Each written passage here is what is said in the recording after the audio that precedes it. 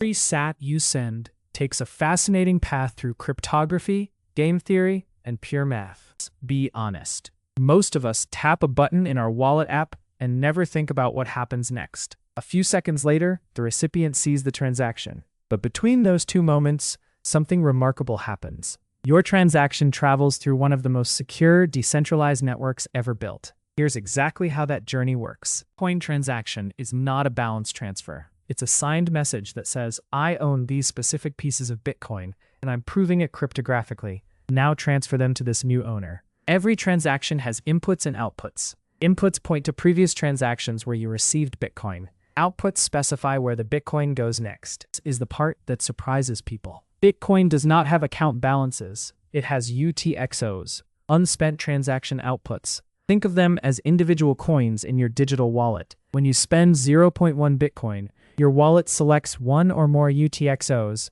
consumes them entirely, and creates new UTXOs for the recipient and any change. It's more like breaking a $100 bill than transferring from a bank account. How does the network know you're allowed to spend those UTXOs? Digital signatures. Your wallet uses your private key to create a cryptographic signature that proves ownership without revealing the key itself. The network verifies this signature against your public key. It's mathematically impossible to forge. The only way to move Bitcoin is to prove you hold the key. Transaction doesn't move by itself. Miners have to include it in a block, and they prioritize by fee rate. Higher satoshis per virtual byte means faster confirmation. When the network is congested, fees spike. When it's quiet, you can get confirmed for a few hundred sats. This fee market is what funds Bitcoin's security budget over time. For confirmation, your transaction sits in the mempool. Think of it as a waiting room. Every Bitcoin node maintains its own mempool of pending transactions. Miners pull from here when building blocks.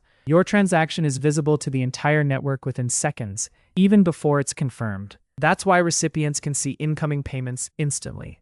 A miner somewhere in the world picks your transaction from the mempool, bundles it with thousands of others, and starts hashing. They're searching for a number that makes the block hash start with enough zeros. When they find it, your transaction gets its first confirmation. On average, this happens within 10 minutes, but it can take longer. Confirmation is good. 6 confirmations is the gold standard. Every new block added on top buries your transaction deeper, making it exponentially harder to reverse. After 6 confirmations, the energy cost to reorganize the chain and undo your transaction exceeds the value of almost any payment. This is the security guarantee that makes Bitcoin final settlement. Transaction gets stuck with a low fee, you have options. Replace by fee lets you rebroadcast the same transaction with a higher fee. Child pays for parent lets you spend the unconfirmed output with a high fee, incentivizing miners to confirm both. These mechanisms keep the fee market efficient and give you a way out of congestion. Not everything needs to go on-chain.